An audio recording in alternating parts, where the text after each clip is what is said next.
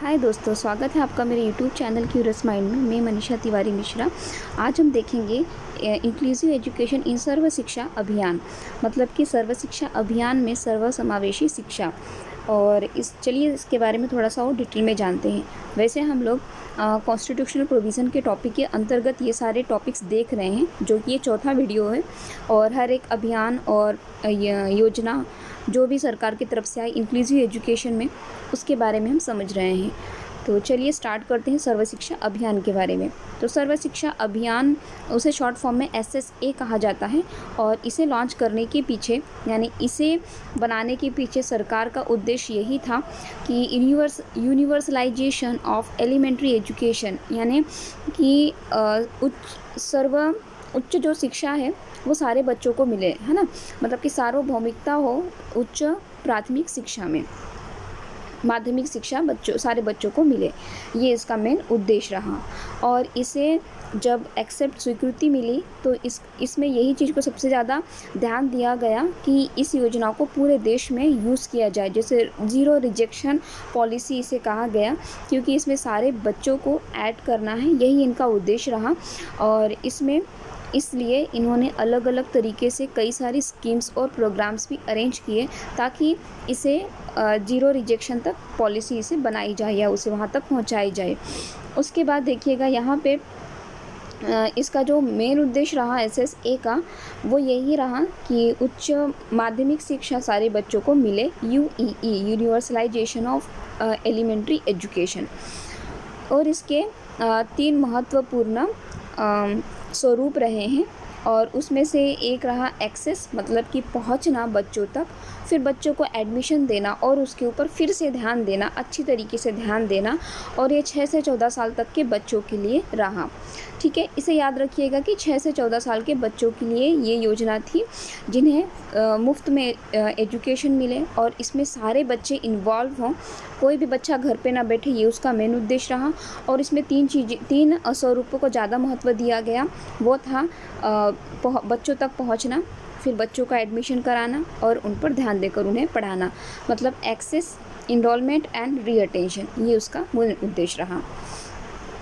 उसके बाद जैसे कि यहाँ पे दिया गया है कि बच्चों के अंदर नहीं, इस योजना के अंतर्गत ज़ीरो रिजेक्शन रहा, यानी ये पॉलिसी सभी के लिए लागू हो और सभी बच्चे इसका लाभ लें। तो यहाँ पे ये देखा गया कि जो बच्चे स्पेशल नीड्स हैं, मतलब जो विकलांग बच्चे हैं, तो SWSN children with special needs, इन बच्चों को भी इसके अंतर्गत स्वीकृति मिली, मतलब इन बच्चों को भी समावेश किया गया। और यहाँ पे ये देखा गया कि इन बच्चों के हिसाब से, मतलब विकलांग बच्चों की जो भी विकलांगता है, उसके अनुसार उनका प्रकार कौन सा है विकलांगता का, उसे वर्गीकृत किया गया। उसके बाद ये देखा गया कि ये जो विकलांग बच्चे हैं, इनमें कितने प्रतिशत की विकलांगता है और इन्हें कौन सी चीज़ दी जाए ताकि ये बच्चे एक गुणवत्तापूर्ण शिक्षा प्राप्त कर सकें। एग्ज़ाम्पल में, जैसे कि बच्चा विकलांग है, ठीक है, देखिए जैसे कि बच्चा सुन नहीं पा रहा हो, तो अगर इस बच्चे को देखने या सुनने की प्रॉब्लम हो, तो उसे कौन सी ऐसी चीज़ दे दी जाए। यानी पहले तो ये देखेंगे कि इसका प्रकार कौन सा है, कितने मात्रा में इसके अंदर विकलांगता पाई गई है, और उसके अनुसार से इसे सारा सपोर्ट दिया जा रहा है। टीचर ट्रेंड है जो इसे गाइड कर रहे हैं। तो इस तरीके से बच्चे के अंदर एक गुणवत्तापूर्ण शिक्षा प्राप्त हो, इस चीज़ को महत्व दिया गया यहाँ। और उसके बाद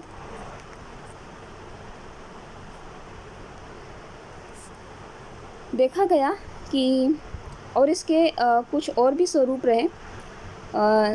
बच्चों को छोटी उम्र में ही समझना, डिटेक्शन, यानी अर्ली डिटेक्शन, यानी छोटी सी उम्र में ही उसे समझना, उसे पता लगा लेना कि इस बच्चे के अंदर डिसेबिलिटी है या विकलांग है, और उस पर प्रक्रिया करना और रचनात्मक मूल्यांकन करना, यानी कि और हम इसके लिए कौन सी सुविधाएं मुहैया कराएं कि ये बच्चा आसानी से शिक्षा प्राप्त कर सके।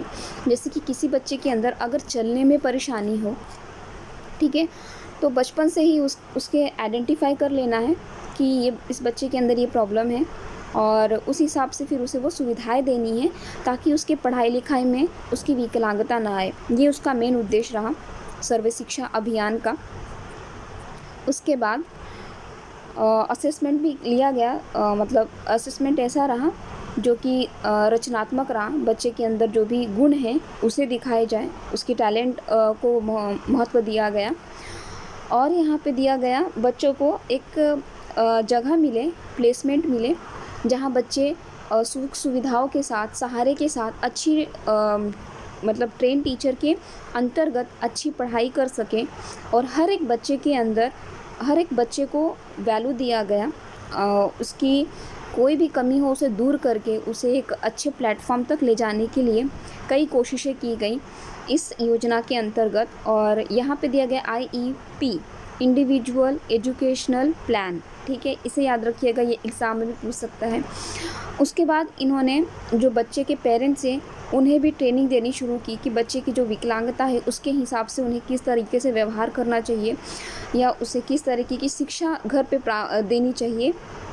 उसके बाद उन्होंने ये बताया, उन्होंने नियोजना बनाई मैनेजमेंट के हिसाब से, और ये दिखाया कम्युनिटी जो समूह है उसमें कैसे हम इन बच्चों की मदद कर सकते हैं। जैसे कि कोई बच्चा अगर चलने में डिफ़िकल्टी महसूस कर रहा है इधर से उधर होने में, तो एक समूह उसे किस तरीके से मदद करे, ये एक दायित्व भी सिखाया गया इस योजना के अंतर्गत। इसकी ट्रेनिंग दी गई, स्कीम्स लिए गए और लोगों को जागरूक कराया गया। और इसमें ये भी देखा गया है कि अगर बच्चे के अंदर डिसेबिलिटी कई गुना ज़्यादा है, बच्चा अगर स्पेशल स्कूल के लिए नीड कर रहा है तो उसे स्पेशल स्कूल में जाना चाहिए। ऐसी भी चीज़ों को इन्होंने मान्यता दी। अदरवाइज़ उन्होंने तो जितना हो सकता है उतना बच्चों की सुविधा मुहैया करा के उन्हें सर्व शिक्षा अभियान, सामान्य बच्चों के साथ उन विकलांग बच्चों को भी इन्वॉल्व किया ताकि उन्हें कभी अपनी विकलांगता का अफसोस ना हो और वे एक गुणवत्ता शिक्षा से पिछड़े ना। ये उनका यही सर्व शिक्षा अभियान का उद्देश्य रहा। उसके बाद उन्होंने ये भी किया कि जो भी संरचनात्मक प्रॉब्लम्स थी, जैसे कि संरचनात्मक जो भी दुविधाएं होती हैं बच्चों को, उसे दूर किया जाए। और इसके लिए उन्होंने अनुसंधान किया, उन्होंने निगरानी की, मूल्यांकन किया इस चीज़ का। जैसे कि गर्ल्स, लड़कियां कोई विकलांग हो उसके ऊपर भी उन्होंने कई काम किए। जैसे कि कोई बच्चा अगर चल नहीं पा रहा हो तो स्कूल में आप देखेंगे ख़ास तौर पे सीढ़ियाँ होती हैं, तो वहाँ पे रैंप की व्यवस्था की जाए। ऐसा इस योजना के अंतर्गत, यानी स्कूल का जो स्ट्रक्चर है वह विकलांग बच्चों के अंतर्गत हो, इस पर भी जोर दिया गया। और जो बच्चियाँ होती हैं वो विकलांग होती हैं तो उनके लिए ख़ास मुहैया मतलब सुविधाएँ कराई गई जिससे उन्हें तकलीफ़ ना हो शिक्षा में। और इसमें सबसे बड़ा जो महत्व रहा सर्व शिक्षा अभियान का, गवर्नमेंट का सबसे बड़ा उद्देश्य यही रहा उनका कि उच्च माध्यमिक शिक्षा में सारे बच्चे समावेश हों, सारे बच्चे इंक्लूड हों, यही उनका उद्देश्य रहा। तो आई होप आपको ये वीडियो अच्छा लगा हो तो लाइक करें, शेयर करें, सब्सक्राइब करें और अपने दोस्तों के साथ ज़रूर शेयर करें। And thank you for watching this video.